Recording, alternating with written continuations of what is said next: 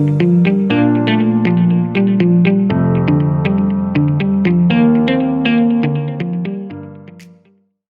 once again we are back with Ek Boon Soch Ki Tea Talk Train of Thoughts.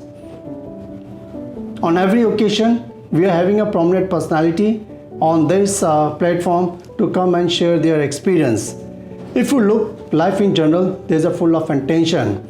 Either there is a stress, or there is a peer pressure, or there is a desire which is there, or there is a need of an achievement, or there is a competition. Everywhere there are the challenges, and we all are there with the problem. But how one copes up with the problem, that's pretty important. On this stage, today we have with us Mr. Gerald Dicona. Mr. Gerald, popularly known as a Jerry Sir, he's a passionate trainer and a writer, and he's a founder and secretary of the Dawn Club, presently known as the Dawn Club Center for Excellence. Hi everybody. As Dr. Chima has introduced, I'm Jerry Dicona. The whole name is Gerald Dicona. And at the outset, let me thank Dr. Chima and the entire team of Tea Talk for giving me this opportunity to share my story. My story is very simple. I have named it as the story from feeling of worthlessness to the feeling of worthwhileness. That will be the story. Putting it another way, like self-confidence, in my view, is the best attire one can ever wear in his life. I did not know this. I became quite self-conscious when I was a teenager. I grew up in Mangalore, a city in the south, Karnataka. My parents were not literate. My dad was just a mechanic. My mom was a housewife. We were 5 brothers. I was the second one. So in the primary school, the local school, where my medium was Kannada, mother tongue was Konkani, it hardly mattered for a child. But when I went to a bigger school, when I was a teenager, from a higher primary, high school, I became self-conscious. I did not know what was happening inside me. I used to get very scared of meeting people. Today they call it social anxiety. And we used to call at one time inferiority complex. But back then I did not know these terms. I thought something was wrong with me. So as a teenager, I started hiding. I stopped going to church. I'm a Catholic. I stopped going for social functions like weddings. The thought process was that everybody was watching me. Today, I smile. Nobody has a time to watch you all the time, judge you all the time. Why should they? But I back then thought everybody was judging me, watching me. So I hid from the world. It continued till the 12th standard, and my breakthrough began to happen in my first year degree. It was St. Aloysius College, Mangalore, a very famous college, boys' college then. More than 100 students in a classroom. I sat in the middle somewhere, very shy, scared. And a professor came to teach me. The professor's name was Professor B.S. Raman. He was a legend. He's a legend. He's no more now. When he came to teach our class rather, I watched this teacher and started admiring him. And before I knew, I was dreaming to become like him, a good, fine teacher. Now, it was first a BCom. And I did not know back then there was something called law of attraction. Today we know the very famous DVD and the book, The Secret, which talks about the law of attraction. Very ancient law. But back then I did not know that was in operation. So whatever you deeply admire, deeply like, you attract. So exactly what was happening inside my life. I was dreaming to become like him, my hero, my idol, Professor B.S. Raman, a good teacher and a good writer, because he wrote every book in commerce. You name it, he had written it. All the subjects in commerce he had written, and they were selling like hotcakes in the South. He was an excellent teacher, and nobody bunked his class. The class was packed. He held the audience, he held the students. We bunked others' classes, but not Professor B.S. Raman's classes. Idealistic, sir. He only wore white shirt, a black trouser, and Bata chapel. Very idealistic gentleman. So all this thing today, when I look back, came from him. Now, very interesting thing is that it taught us for 3 years. I never spoke to him one-on-one. I only admired him. Now, look at the magic. By just admiring a person, you could become like him. That's the power of the law of attraction. Much later, a few years before, I went and told how much impact it had made on my life.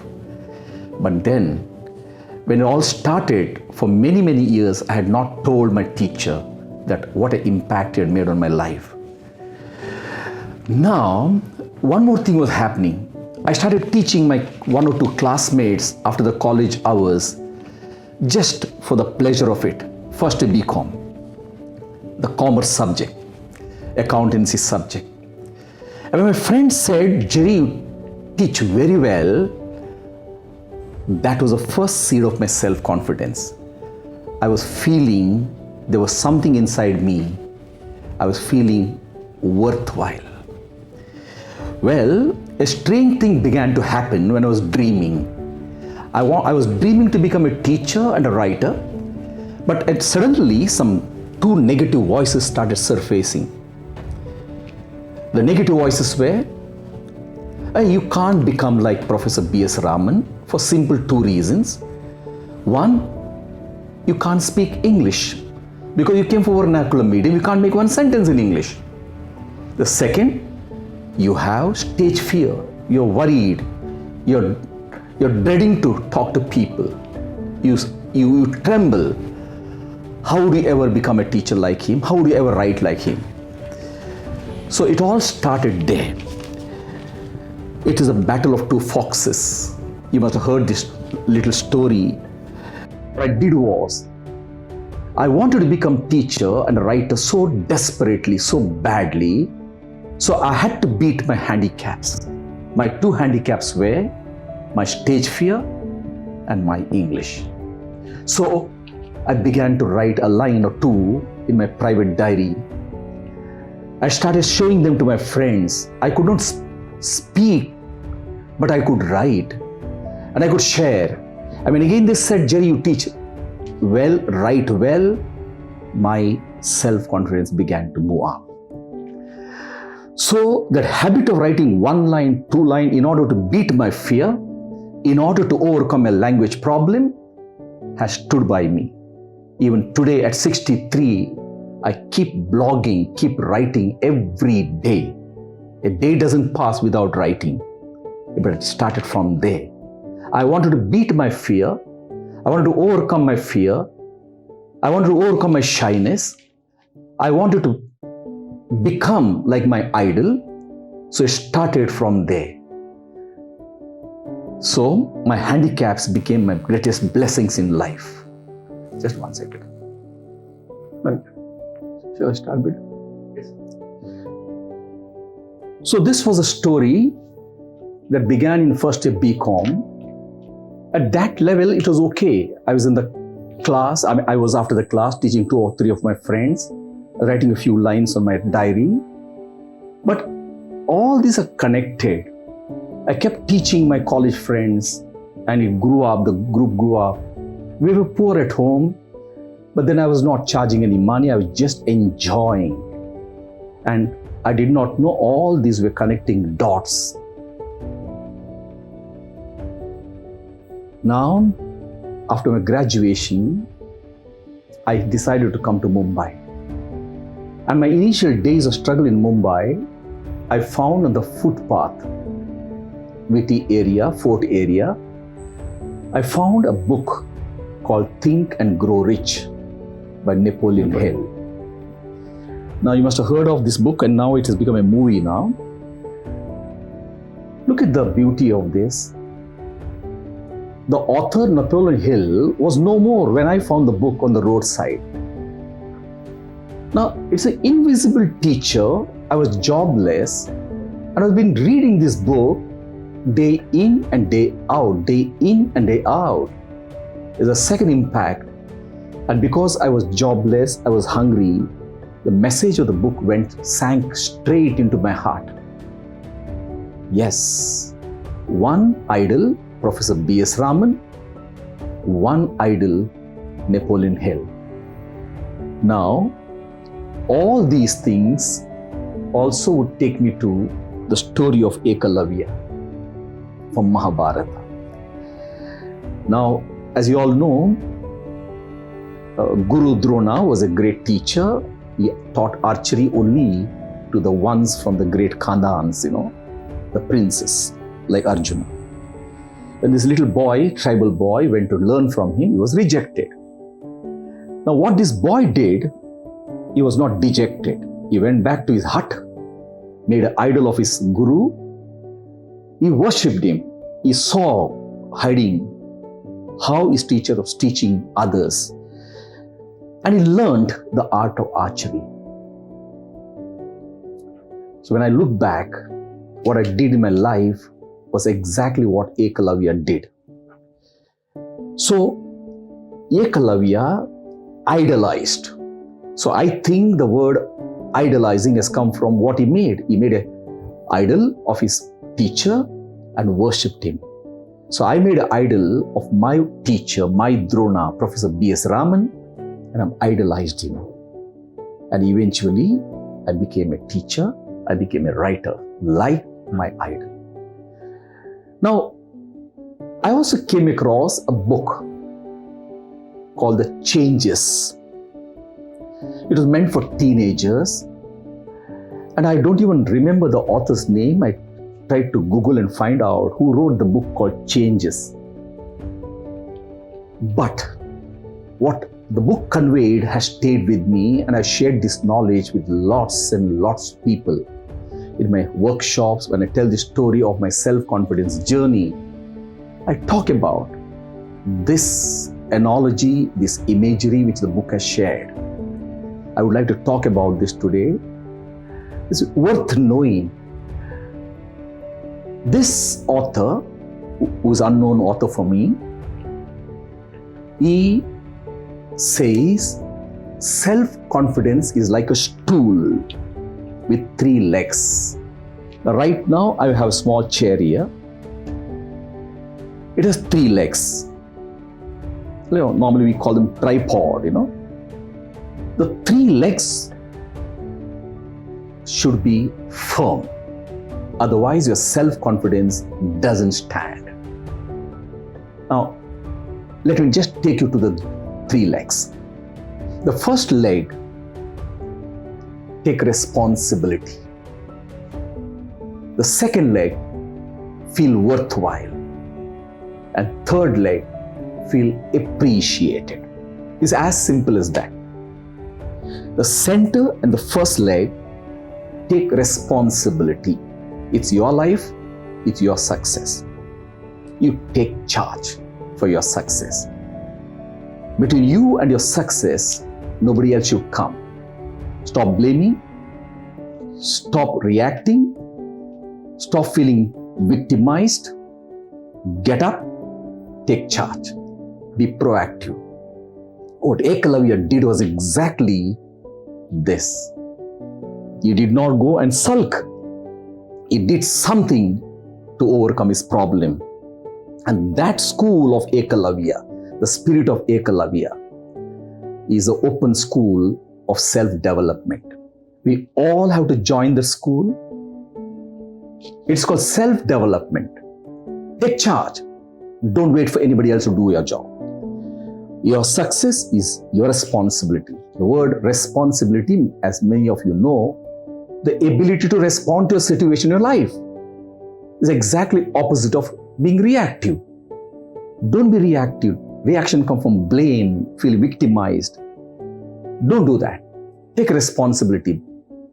And till you don't take charge, don't take responsibility for your own success, for your development, rest of the legs, or nothing can stand. Self-confidence, the more and the more you take charge, the more and the more you feel confident. It's as simple as that. So, first leg, take responsibility. The second leg, feel worthwhile. Now, look within yourself. What are your talents? What are your skills? What are your strengths? What are your weaknesses? Now, we all have at least a couple of one or two God-given talents, what has been placed by God as our gifts. I can teach, I can write.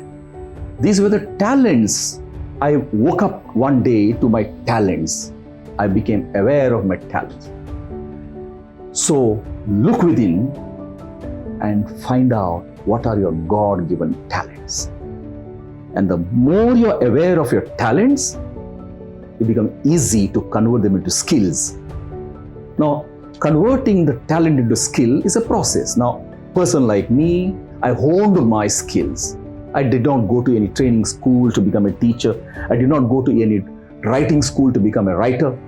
I developed them on my own, reading books, watching. Of course, back then there were no videos and all. But I honed my skills, self-development, just like Ekalavya did. But any other guy, any other boy, young girl today, you would join an institute, you learn those things under a master, under a teacher, and that is called converting into skill. Somebody who is very good in technology, he goes about studying graphic designing, this, etc.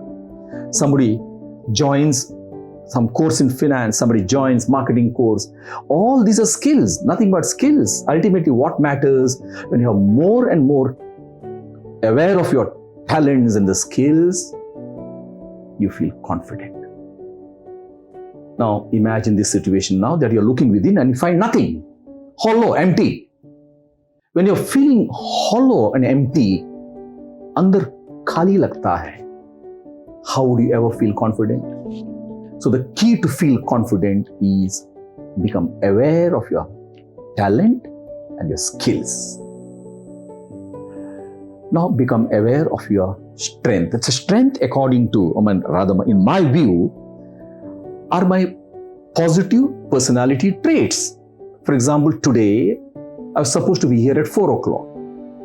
I had given a word. I'm not paid for this, but I chose to do this. So I was very conscious that I had to be here before time. I was here 5-10 minutes before time. In fact, more than that. Now, this is my strength. I'm quite aware of this.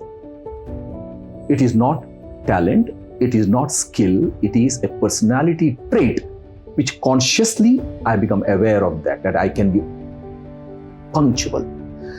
I can keep my commitments. There's nothing called small commitment, half commitment. Commitment is a commitment. I'm aware of that. I am a loyal person. Okay, I can manage with little money. I can mix with all types of people. I'm a good learner. I can diffuse tense situation. I can mediate people. I know when the conflicts happen. I can survive with little money. If I have no money, I can walk. I can take a bus. I have no hang-ups. These are my strengths. Become aware of your strength. Confidence is a result of this, the second leg, which makes you conscious, aware of your talent, your skills, your strength. Now, what we overlook most of the time, become aware of your weaknesses. Now, this is one thing which most of us don't focus on. Because everything is okay, but if you're not aware of your weaknesses, you don't know your weaknesses, your end can come. I would like to tell the story of Achilles' heel. You know, in English, the famous phrase, that is my Achilles' heel. Achilles' heel is basically your weak spot, your weakness. Now, Achilles was a Greek legend, a mighty warrior. You must have heard the movie called Troy. It has come from Helen of Troy. Brad Pitt had acted in the movie as, Achilles. Very powerful movie. So, Achilles, before he was born, it was foretold that he would die very young fighting. So there was a way out to undo this fate. So it was advised that as soon as Achilles was born, the baby had to be taken to the holy river and had to be dipped head to toe. So mother took the baby Achilles to the holy river, held him by the heel, the ankle, and dipped the baby in the holy water head to toe. The entire body of the baby was touched by the holy water except the heel. He became a very strong man, invulnerable, very strong. Nobody could defeat him. But he had a weak heel because mother held the baby by the heel. He did not know, mother did not know. In the final battle, all that had to be done, a poisonous arrow to the heel, and that was the end of Achilles. I'm very, very, very conscious of this factor that when you talk about your self-confidence, you must be conscious of your weaknesses. There are so many weaknesses in all of us. Some can be overcome, some cannot be. And those we cannot, as long as they don't stop us from achieving what we want, is okay, because we can't overcome all our weaknesses. But some weaknesses have to be overcome. Like in my case, I had the handicap of my language, I had the handicap of my stage fear. I had to overcome them. So I converted them into my great strength even. In Achilles' case, he was a fighter. He had covered his head, he has covered his chest, he has covered his arms, every part of the body. Watch the movie. He is covered, he's a great warrior. But he's not covered, he's little healed. That's it. So the second leg talks about, feel worthwhile. Become aware of your talents, your skills, your strengths, and your weaknesses. So I spoke about two legs. The first, take responsibility. I told the story of Ekalavya there. Second, feel worthwhile. I told the story of Achilles there. The third leg of the self-confidence tool, feel appreciated. Now look at your own story. All of us, let us see our own story. The self-confidence mirror has a crack today because somewhere while growing up, when we were helpless, little children or teenagers, somewhere we have not got enough feedback, positive feedback, that is called appreciation, encouragement, or we have got a lot of criticism. Now, our parents sometimes did not know how to raise their children. Our teacher did not know how to raise us, how to actually, treat us. So in the name of love, they did not know sometimes. So they must have said something, done something, consciously, unconsciously. So there is a crack on the mirror of self-confidence. So, what to do now?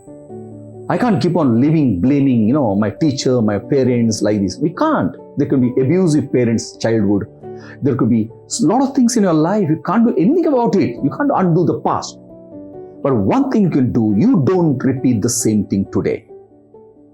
You break the cycle. You consciously start appreciating, encouraging, helping, empowering others. I repeat once again, what I'm doing today, what T-Talk is doing today, consciously you start helping, encouraging, appreciating, empowering others. Give to the society because you got it from the universe, give it back to the universe. What comes around goes around. And the best way to overcome your fear is to give. The best way to build your own strength is to give, share, which the T-Talk is doing, which I have been doing through the Dawn Club, which I founded in 1989. So, in 1989, I took initiative to found something called the Dawn Club, D-A-W-N. Dawn means inspiration. Simple. I had no money, no office, no nothing. just a desire, ek boond soch ki. The same principle, a drop makes the ocean. I also had the same spark. I knew that a spark only will light the forest. So I started. And along the way, dozens and dozens of people, much, brilliant compared to mine, joined me, helped me, because my heart was clean, my intention was good. The people joined me, they helped me. So over this journey, I've been able to write, publish, edit more than 32 books for the Dawn Club. I blog every day and put in the public domain. And hundreds of people read my blog. I share through Facebook mediums, etc. But I expect nothing from that. What am I trying to do here? I'm trying to give back, empower, whether people read or don't read, but I put in the public domain. So this is my way of becoming self-confident. I would like to tell the story of two seas of Palestine. It's a poem by Bruce Barton. It's there on the YouTube. You can just Google and find out. It's a powerful poem. It goes this way. River Jordan flows in two directions. On the one side, it goes and joins the Sea of Galilee. Now, picturize this. The Sea of Galilee is a very generous sea, very prosperous sea. Very, very trusting sea. Every drop of water received from River Jordan, the Sea of Galilee, does not keep for itself, it passes on. And because the water it passes on, there is a constant flow, there is buzz. There are boatmen singing, there are birds flying, okay? And the water is fresh there, fish lives in that. And townships around the place, there is trade and there is prosperity around that Sea of Galilee.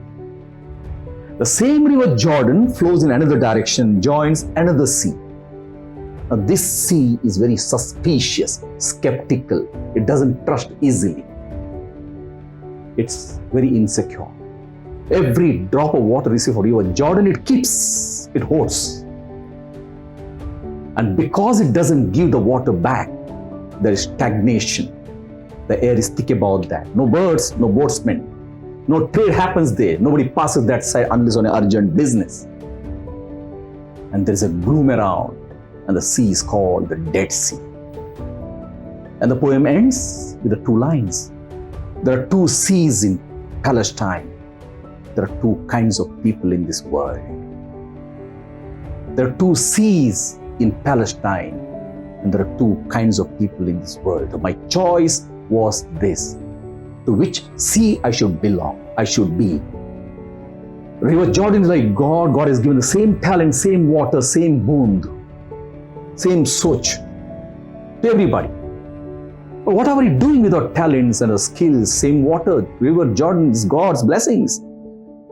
It has not discriminated between the two seas. It gave the same water. But what one sea did, it gave. What other sea did, it did not give.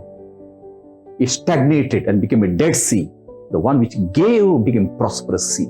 So in life, if you want to become self-confident, I keep telling everybody that give, empower, share, grow. What goes around comes around. It's a powerful technique which I've adopted. There's a story of my journey from feeling worthless to feeling worthwhile. So every time I go to colleges or every time I conduct a program on self-confidence and communication skills, all that I do, I tell the story of this stool of self-confidence, the stool with the three legs. The first leg, take responsibility, where I tell the story of Ekalavya, the most productive little child in the world. Second leg, feel worthwhile. Take an inventory of your talents, your skills, your strengths, and your weaknesses, where I tell the story of Achilles heel. And the last leg, but a very important leg, feel appreciated, where I tell the story of two seas of Palestine. So, I started with the statement that self-confidence is the best attire you can ever wear in your life. I fully believe that, and all that I've been doing all along my life is building up my own self-esteem. And I help others to build their self-esteem. It's a very important thing to me. It's a mission in my life. I thank Dr. Chima and I thank T-Talk for giving me a little opportunity for sharing this story. And I hope to connect with this mission and definitely come again and share more and more and more. Thank you so much, all of you. Mr. Jerry, I think here I appreciate for our audience, the way you have narrated your journey in terms of self-confidence on three stools which are there, it's a real apt in today's scenario. I think you have narrated the story of Eklavya. Yes. Many a times at the corporate place, if you see people, they don't get a mentor. If you don't get a mentor, then what you will do? Eklavya is an apt story where Absolutely. I think you have to have confidence in yourself. Yes. You have to master your skill.